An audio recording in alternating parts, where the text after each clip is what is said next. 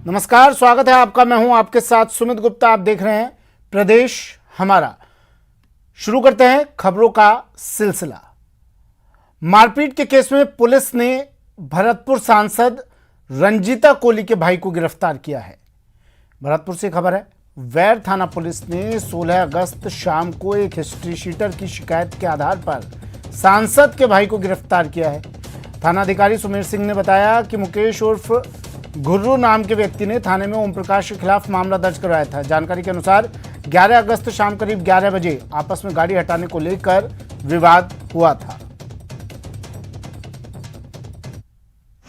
कस्बा निवासी ओम प्रकाश देवीराम जाति कोली के विरुद्ध मुकदमा दर्ज कराया था, जिसमें बाद अनुसंधान मुलजिम को दिनांक 16/8/22 को गिरफ्तार किया जाकर अनुसंधान जारी है।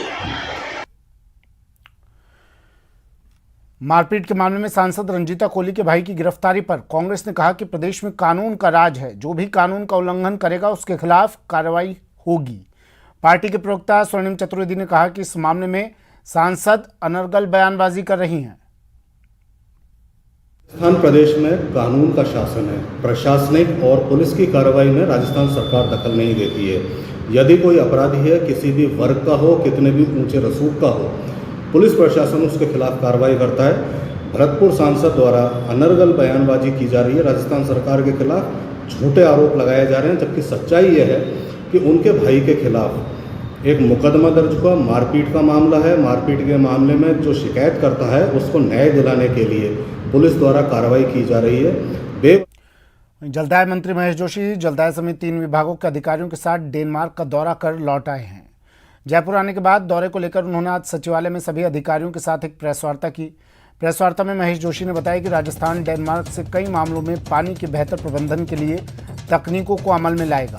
गौरतलब है कि राजस्थान में 40% पानी की छीजत अपने आप में एक गंभीर विषय है, जबकि डेनमार्क में यह आंकड़ा महज 5% है। खास बात यह है कि डेनमार्क मॉडल पर उदयपुर में काम शुरू किया जा चुका है। उसी तर्ज पर जयपुर और जोधपुर जैसे बड़े शहरों में भी काम करने की कोशिशें शुरू हो गई हैं। महेश जोशी से प्रदेश में जल प्रबंधन की नई तैयारियों और मौजूदा हालात पर बात की संवाददाता अरबाज अहमद ने।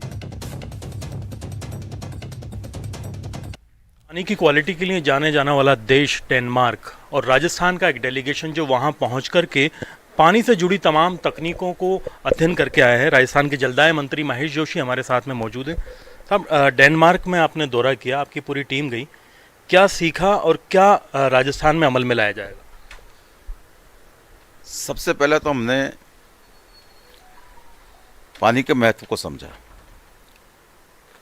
हालांकि हमसे राजस्थान वालों से ज़्यादा पानी के महत्व को कोई नहीं समझता। हमारे यहाँ इतनी कमी है पानी की कि पानी हमें सोने के जैसा लगता है, लेकिन उसके बावजूद भी उस महत्व को समझ के उसके अनुरूप अपना आचरण नहीं करना, ये हमारी कमजोरी भी है। पानी बहुतायत में होने के बावजूद डेनमार्क जैसे देश में, आउस जैसे शहर में जहाँ हम लोग जाके आए हैं, वहाँ पानी को किस तरीके से कम खर्च किया जाता है कि उन्होंने अपना जो पर कैपिटा कंजम्पशन जो कभी 210 लीटर होता था उसको घटा के 104 लीटर कर दिया। पानी की कमी नहीं है, लेकिन पानी का महत्व समझते हैं और इसलिए उन्होंने 210 लीटर से 104 लीटर पर कैपिटा पानी का कंजम्पशन एसेस किया है। यहाँ उन्होंने अचीव किया है इस टारगेट को। ये बहुत खुशी की बात है और हमारे लिए आई ओपनर है, आंखें खोलने वाला है कि हम पानी के महत्व को समझें। पानी का जो उपयोग हम कितना सीमित कर सकते हैं, कितना कम से कम कर सकते हैं। कभी ऐसा नहीं हो 20 साल पूर्व भर जाए, 2 साल का पानी हो गया तो हम पानी को वेस्ट करने लग जाएं। हमारी धारणा ये होनी चाहिए कि 2 साल का पानी है, इसको हम 2.5 साल तक कैसे चला सकते हैं। हम अगर इस तरीके से काम करेंगे तो निश्चित रूप से हम डेनमार्क के जैसे। जालौर में 8 साल के बच्चे की मौत के विरोध में पिछले 4 दिनों से राजस्थान यूनिवर्सिटी के गेट पर चला आ रहा धरना आखिरकार समझाइश के बाद समाप्त हुआ। मंत्री प्रताप सिंह खाचरियावास और मंत्री मुरारी लाल मीणा ने छात्रों को समझाया और इस मामले में हो रही कार्रवाइयों की जानकारी दी, जिसके बाद छात्रों ने धरना समाप्त करने का फैसला लिया। दोनों मंत्रियों ने आमरण अनशन पर बैठे छात्र नेता रोशन मुंडोतिया को जूस पिलाकर अनशन भी तोड़वाया। और ये आगामी चुनाव को देखते हुए हमने सबके हित में ये फैसला लिया कि जिससे और भी लोग उसमें प्रभावित न हों, और जो हमारी मांगे हैं वो मान ली, लेकिन हमने उनसे एक मांग बहुत विशेष रूप से की है कि इस तरह की घटनाएं दोबारा जीवन में ना हो, हमारा प्यार सौहार्द ना बिगड़े, इसलिए एक ऐसा कानून बने जिससे इस तरह की जो घटना दोबारा कोई करने की मंशा भी रखे, जो ऐसे संकीर्ण मानसिकता वाले लोग हैं, जो ऐसा सोचते हैं, फिर से दोबारा वो नहीं सोच पाए। इसलिए जैसा रिट का कानून बना ऐसा कानून बन जाएगा तो हमारे देश का, प्रदेश का जो प्यार और भाईचारा है वो कभी नहीं बिगड़ेगा और हम सब लोग मिलजुल कर एक साथ रहेंगे। इतना जबरदस्त है कि दीवानों की तरह सड़क पर लड़ता है और इनका संघर्ष, इनका इतिहास जबरदस्त। इस यूनिवर्सिटी का अपना एक इतिहास है।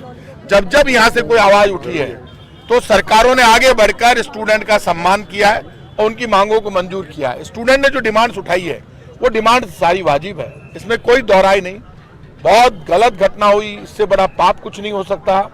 जिम्मेदारी बनती है कि कहीं भी दलित बच्चे पर जिस तरह से जुल्म हुआ, उसके बाद कांग्रेस का सारा डेलीगेशन गया, मिनिस्टर्स गए, वहां कॉम्प्रोमाइज।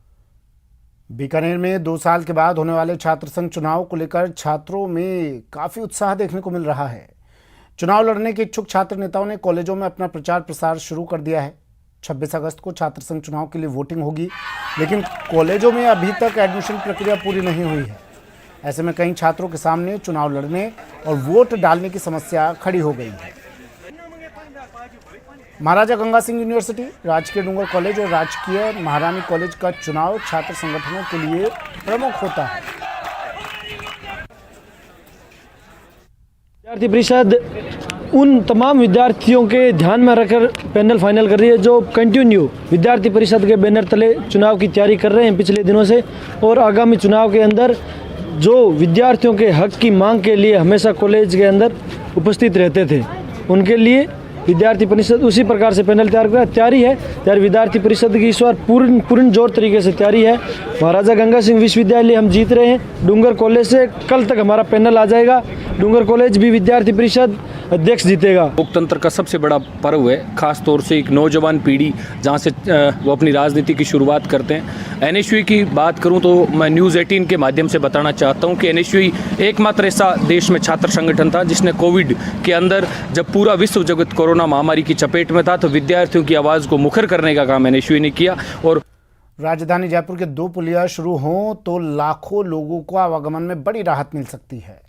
जेडीयू की ओर से निर्माण करवाए जा रहे सोडाला एलिवेटेड और झोटवाड़ा आरओबी का इंतजार काफी लंबा हो गया है।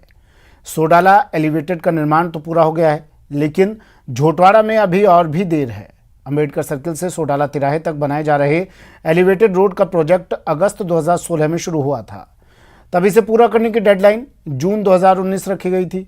बाद में डेडलाइन मई 2020 तक बढ़ाई गई, लेकिन मार्च 2020 में कोरोना शुरू होने से प्रोजेक्ट धीमा पड़ गया और इसकी डेडलाइन को बढ़ाकर वापस 31 मई 2021 तक कर दिया गया, लेकिन इसे अब तक भी शुरू नहीं किया जा सका है। हालांकि इसका कामकाज करीब करीब पूरा हो गया है।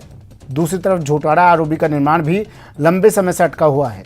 इसके निर्माण की घोषणा साल 2016-17 के बजट में हुई थी। 166 करोड़ 73 लाख रुपए की लागत से बन रहे करीब 2.5 किलोमीटर का आरओबी के काम का पूरा होने की अब डेडलाइन बढ़ाकर जून 2023 तक कर दी गई है।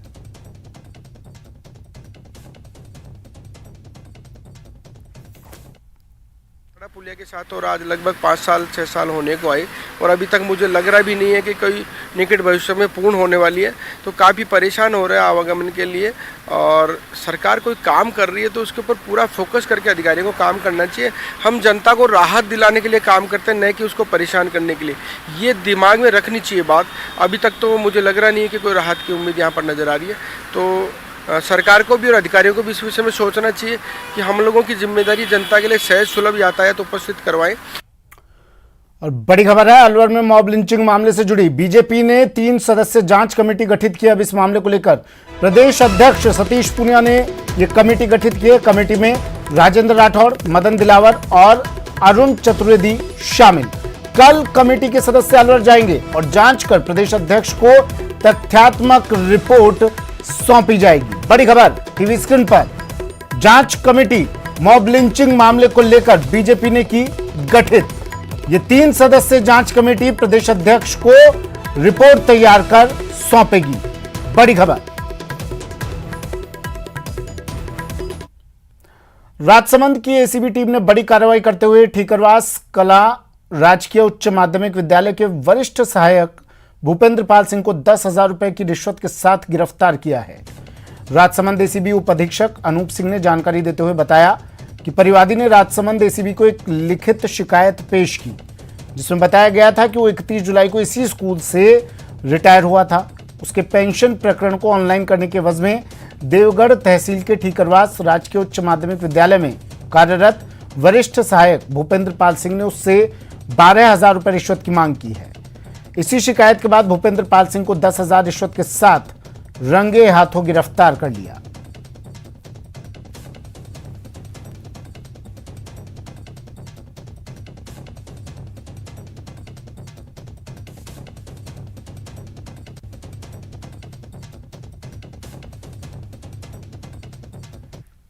बाबूलाल जी हैं परिवादी, इनकी तरफ से शिकायत मिली थी कि इनका जो पेंशन का मामला है उसको ऑनलाइन करने और आगे बढ़ाने के लिए जो यूडीसी है स्कूल के श्री भूपेंद्र पाल सिंह वो 12,000 रुपये की रिश्वत की मांग कर रहे हैं।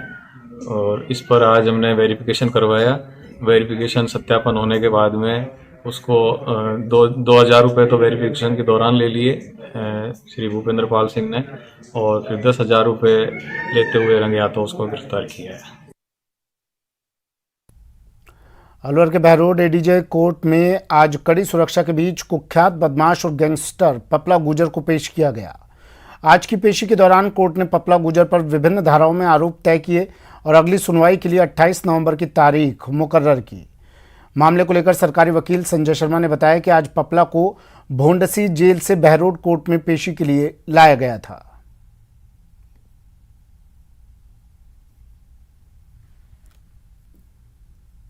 आज पपला को पेश किया गया है भोंडसी जेल से। आज उस पर चार्ज फ्रेम हुआ है और एविडेंस के लिए अगली तारीख 28 नवंबर फरमाई गई।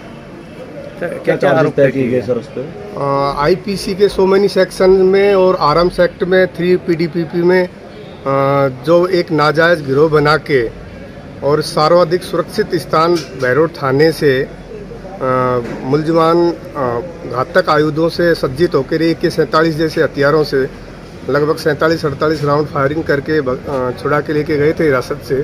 तो सारे चार्जेज जो हैं वो आईपीसी के जो भी सेक्शन से बनते थे उनके तहत कोर्ट ने आज।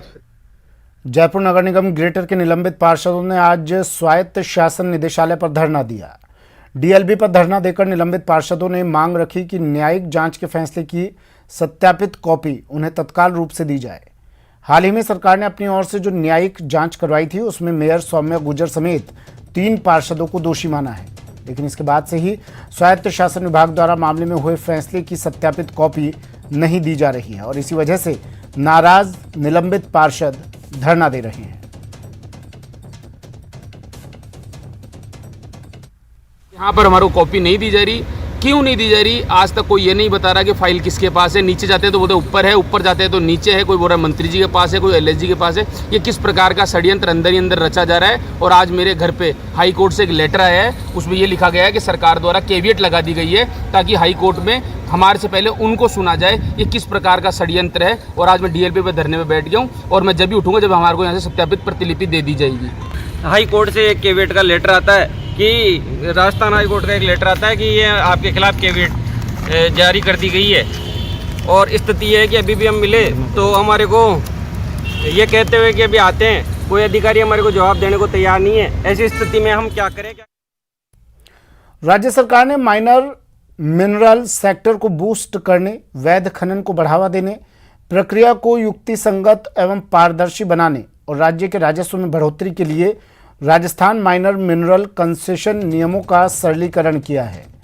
खान विभाग के अतिरिक्त मुख्य सचिव डॉक्टर सुबोध अग्रवाल ने बताया कि संशोधित नियमों के अनुसार अब लीज अवधि 2040 तक बढ़ाने, खनन पट्टों का आसानी से हस्तांतरण, 1 हेक्टेयर से कम स्ट्रिप लीजधारी को आवंटित करने, खातेदारी में खनन पट्टा जारी करने की अधिकतम सीमा 4 हेक्टेयर को हटाने, लीज जारी होने के 1 साल की अवधि में पर्यावरण क्लियरेंस लाने की छूट के साथ ही खनन पट्टाधारियों को त्रैमासिक ऑनलाइन रिटर्न भरने की सुविधा दी गई है। ब्रेक के बाद स्वागत है आपका। खबर कोटा से है। कोटा में एबीवीपी की छात्राओं ने आज गवर्नमेंट कॉलेज परिसर के आयुक्तालय कक्ष में हंगामा किया और कॉलेज परिसर में नारेबाजी कर आक्रोश जताया। प्रदर्शन कर रही छात्राओं ने छात्र संघ चुनाव की तिथि आगे नहीं बढ़ाने पर उग्र आंदोलन की चेतावनी दी। दरअसल कोटा यूनिवर्सिटी से जुड़े कॉलेजों में बीए फाइनल का रिजल्ट जारी नहीं होने से छात्र छात्राएं असमंजस में हैं और इसी वजह से छात्र संघ चुनाव तारीख आगे बढ़ाने की मांग कर रहे हैं।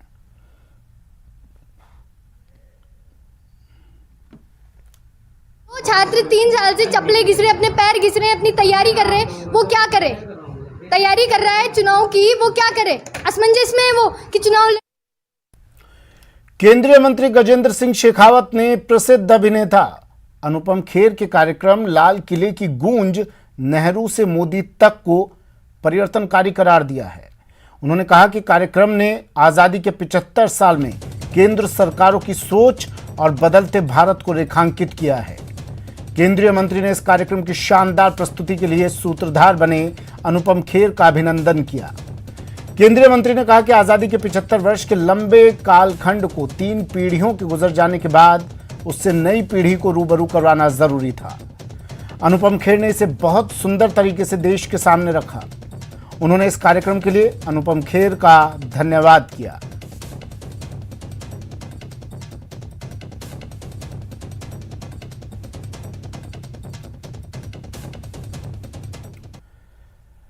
करौली पेंशनर समाज की आज संगोष्ठी का आयोजन किया गया। कार्यक्रम के मुख्य अतिथि सेवा नागरी राम चौधरी रहे। कार्यक्रम की अध्यक्षता बजरंग लाल शर्मा के द्वारा की गई। मंच का संचालन दर्श नीलाल द्वारा किया गया। गोविंद स्वर्णकार द्वारा 5100 की राशि का चेक अध्यक्ष बजरंग लाल को भेंट किया गया।